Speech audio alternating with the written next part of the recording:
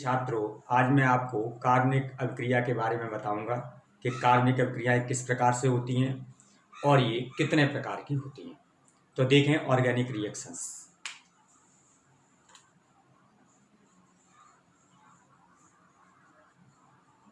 कार्बनिक अभिक्रियाएं या अभिक्रिया।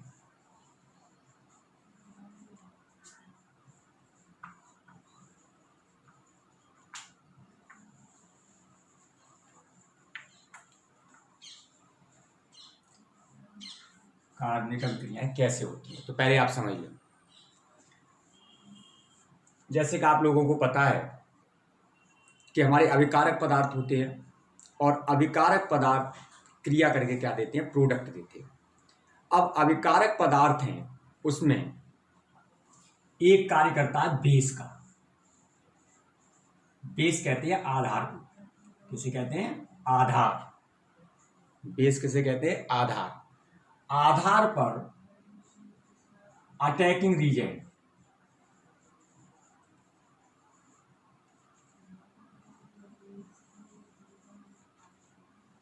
आक्रमणकारी अभिकर्मक।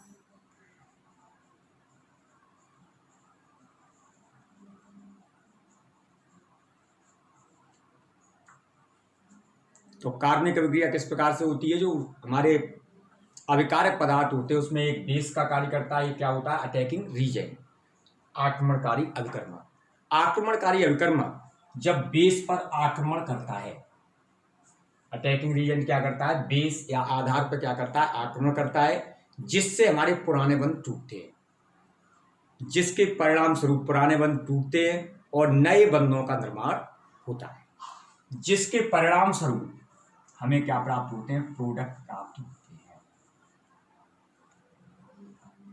उत्पाद। तो सबसे पहले इसमें अभिकारक पदार्थ, इसका मतलब दो तरह के होते हैं जो आपस में अभिक्रिया करेंगे, जिसमें एक बेस का आधार का कार्य करेगा, दूसरा आपका अटैकिंग रीजेंट का कार्य करेगा, जिसके परिणाम स्वरूप हमें क्या होते हैं? प्रोडक्ट प्राप्त होते हैं, पुराने बंध टूटते हैं, नए बंधों का निर्माण होता है, जिसके परिणाम स्वरूप आपको उत्पाद प्राप्त होते हैं। अब आगे आपको तो क्रियाएं आपकी किसके आधार पर होती हैं? अटैकिंग रीजेंट के आधार पर और बेस के आधार। अब इसमें आगे आता है आपका कि कार्बनिक अभिक्रियाएं हैं वो कितने प्रकार की होती हैं।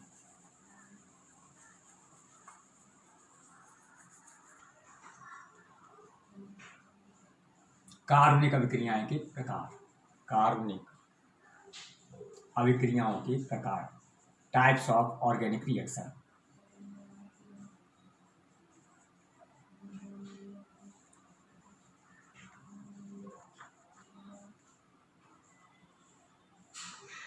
पहली आती है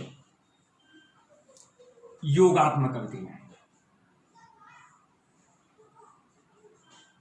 योगात्मक अभिक्रियाएं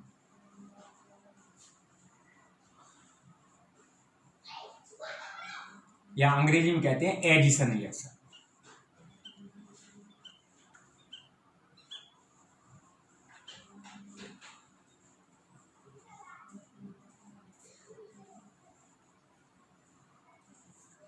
जैसे कि आपको बताया था, जो हमारे कार्बनिक यौगिक होते हैं उसमें क्या होता है? Carbon, hydrogen. तो इसमें एडिशन रिएक्शंस में, जिसमें योगात्मक, योगात्मक का मतलब होता है जुड़ना, और जुड़ेंगे कहाँ? असंतृप्त हाइड्रोकार्बन में। तो जो हमारे द्विबंध युक्त कार्बनिक यौगिक होते हैं या त्रिबंध युक्त कार्बनिक यौगिक होते हैं, जब उनसे अन्य परमाणु अथवा समूह जुड़ जाते हैं, तो इस प्रकार की जो अभिक्रियाएं होती हैं वो आपकी एडिशन रिएक्शंस कहलाती हैं या योगात्मक अभिक्रियाएं कहलाती हैं। तो इसका अर्थ ये होता है, योगात्मक अभिक्रियाएं किसमें होंगी? केवल जो हमारे कार्बन युक्त जो कार्बनिक यौगिक होंगे वो कैसे होने चाहिए? डबल बॉन्ड होना चाहिए या उनमें ट्रिपल बॉन्ड होना चाहिए। जैसे फॉर एग्जाम्पल हम देखते हैं CH2 डबल बॉन्ड CH2। अब इसमें ब्रोमीन है वो जुड़ती है और ब्रोमीन जुड़कर CH2 Br single bond CH2 Br। तो इसमें जो ब्रोमीन के दो परमाणु थे, एक परमाणु ऊपर CH2 जुड़ गया, एक परमाणु नीचे CH2 जुड़ गया। तो जिसमें डबल बंध युक्त या त्रिबंध युक्त जो हाइड्रोजन जो कार्बन परमाणु से अन्य परमाणु अथवा समूह जुड़ जाते हैं, तो इस प्रकार की अभिक्रियाएं हैं वो आपकी योगात्मक अभिक्रियाएं या एडिशन रिएक्शंस कहलाती हैं। दूसरी आती है इसमें निराकरण अभिक्रियाएं। निराकरण अभिक्रियाएं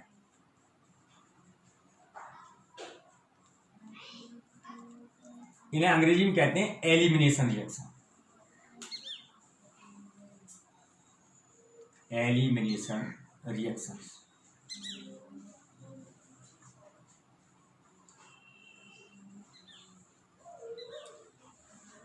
एलिमिनेशन रिएक्शंस क्या होती हैं? एलिमिनेट, जैसे शब्द सुना होगा, एलिमिनेट करना। एलिमिनेट करना मतलब क्या है?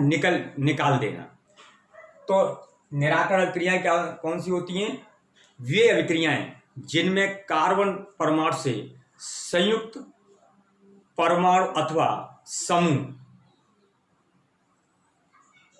क्या हो जाते हैं? पृथक हो जाते हैं। ये हम कह सकते हैं कि जो हमारी एडिशन रिएक्शंस होती हैं उसके बिल्कुल विपरीत अभिक्रियाएं हैं।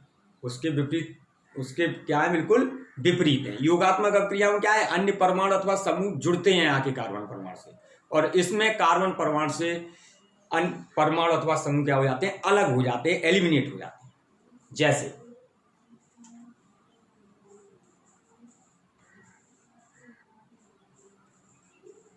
CH2Br single bond CH2Br plus zinc के साथ गर्म कर दें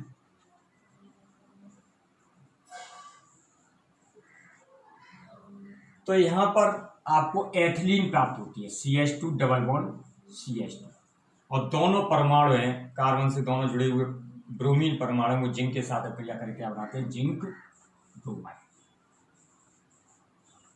क्या बनाते हैं? जिंक ब्रोमाइड बनाते हैं। तो इस प्रकार की जो अभिक्रिया है वो क्या कहलाएगी? निराकरण अभिक्रिया या एलिमिनेशन रिएक्शंस। तो एलिमिनेशन रिएक्शंस वे अभिक्रियाएं होती हैं जिनमें कार्बन परमाणु से संयुक्त परमाणु अथवा समूह क्या हो जाते हैं? कम हो जाते हैं। तो ये रही आपकी दूसरी प्रकार की अभिक्रिया, निराकरण अभिक्रिया। आगे आती है सब्स्टिट्यूशन रिएक्शंस या प्रतिस्थापन अभिक्रियाएं।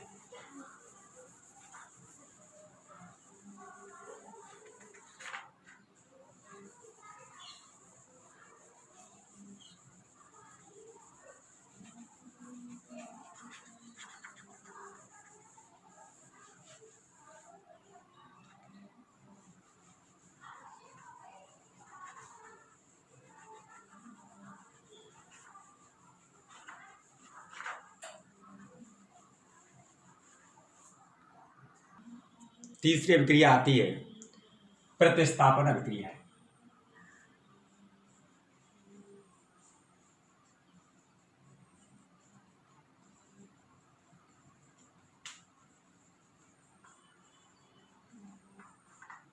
Substitution reaction.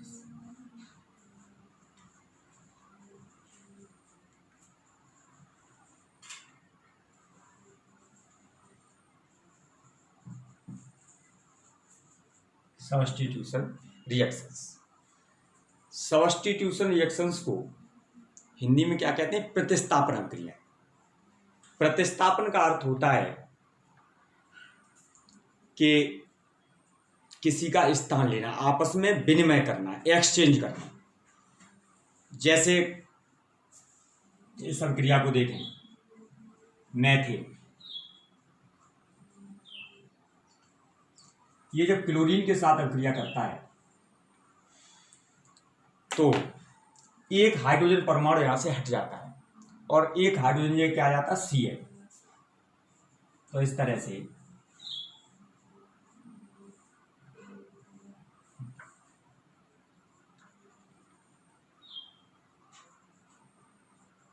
एक हाइड्रोजन परमाणु हटेगा और तो ये अभिक्रिया क्या है? प्रतिस्थापन अभिक्रिया। कैसे?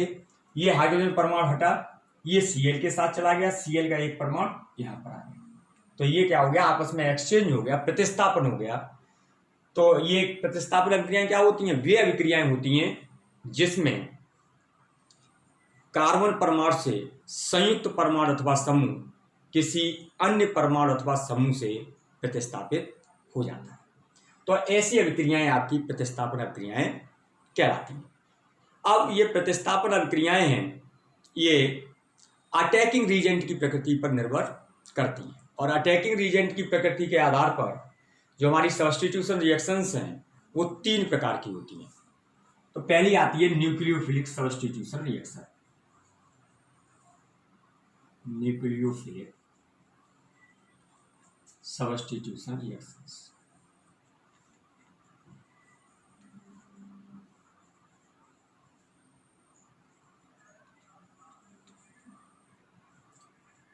आगे आपको इसी चैप्टर में बताएंगे न्यूक्लियोफिलिक। ये रीजेंट के प्रकार होते हैं। रीजेंट आपके 2 प्रकार के होते हैं, एक तो आपके इलेक्ट्रोफिलिक होते हैं और एक आपके न्यूक्लियोफिलिक होते हैं। तो ये न्यूक्लियोफिलिक सब्स्टिट्यूशन रिएक्शंस क्या है? जब कोई किसके साथ क्रिया करे? न्यूक्लियोफिलिक रीजेंट के साथ क्रिया करता है, तो वो अभिक्रियाएं आपकी न्यूक्लियोफिलिक सब्स्टिट्यूशन रिएक्शंस कहलाती है। जैसे RX,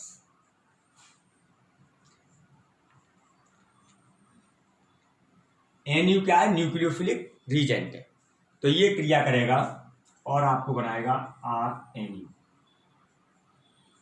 और X है वो आपका प्रतिस्थापित हो जाएगा। तो न्यूक्लियोफिलिक सब्स्टिट्यूशन रिएक्शंस कब होती हैं? ऐसी प्रतिस्थापन अभिक्रियाएं जो न्यूक्लियोफिलिक अपकर्मक के साथ होती है, वो आपके न्यूक्लियोफिलिक सब्स्टिट्यूशन रिएक्शंस कहलाती है। दूसरा आता है electrophilic substitution reactions. Electrophilic substitution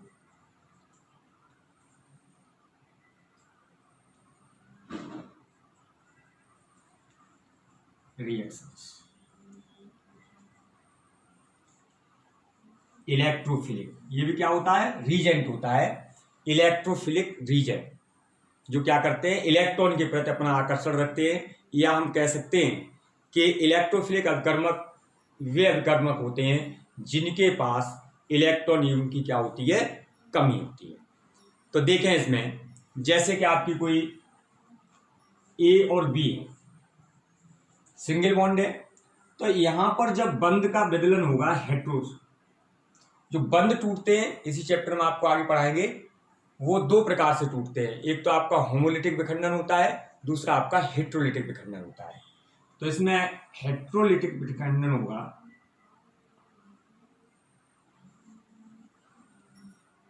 तो हेट्रोलिटिक विखंडन के अंतर्गत हमें क्या प्राप्त होंगे? A+ आयन प्राप्त होगा और B- आयन।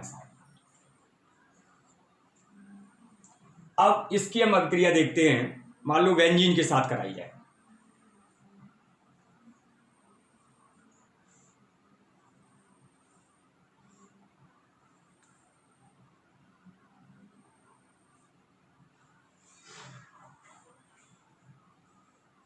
A+, जब A+ आयन जुड़ेगा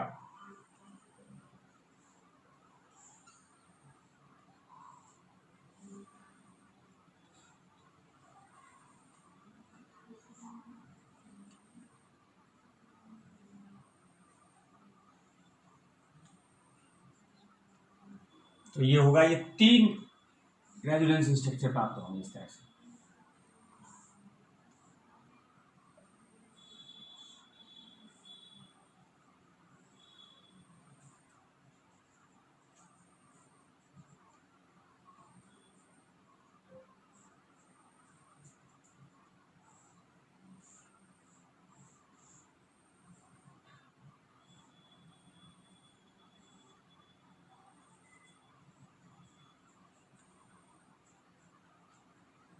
तो ये A+ आयन से क्रिया करके बेंजीन इस तरह के 3 रेजोनेंस स्ट्रक्चर बनाएगी।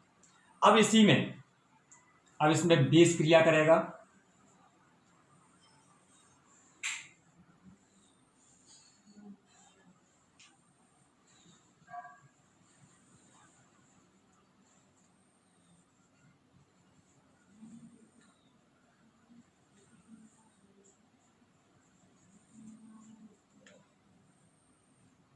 ये क्या है? Base minus.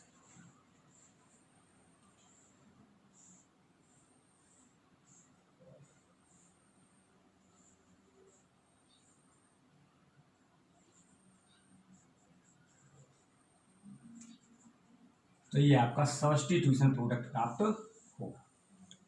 तो इस प्रकार से ये आपकी इलेक्ट्रोफिलिक सब्स्टिट्यूशन रिएक्शंस, जो आपकी पहले होमोलिटिक हेट्रोलिटिक विखंडन होगा जिसमें A+ आयन और B- आयन प्राप्त होंगे, फिर आपकी इसको मैंने बेंजीन के साथ क्रिया कराई तो आपको ये 3 रेजोनेंस स्ट्रक्चर, और फिर ये बेस के साथ क्रिया करके सब्स्टिट्यूशन प्रोडक्ट देता है। तो ये रही आपकी तीसरी अभिक्रिया सब्स्टिट्यूशन रिएक्शन। आगे आता है चौथी अभिक्रिया रीअरेंजमेंट रिएक्शन या पुनर्विन्यास अभिक्रिया।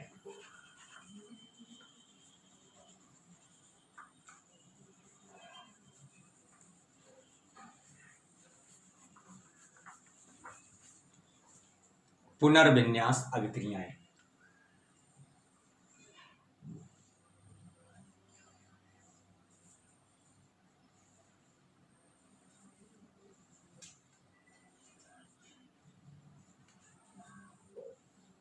रीअरेंजमेंट रिएक्शन, इसमें जो इस प्रकार की अभिक्रियाएं कार्बनिक अभिक्रियाएं होती हैं उसमें न परमाणु जुड़ते हैं न परमाणु निकलते हैं, केवल उनका जो प्रबंध होता है वो कैसा होता है, भिन्न भिन्न, मतलब चेंज हो जाता है, रीअरेंज हो जाते हैं परमाणु।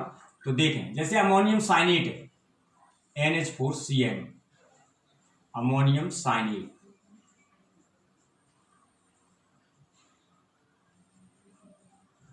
अमोनियम साइनेट को जब हम गर्म करते हैं तो हमें यूरिया प्राप्त होती है।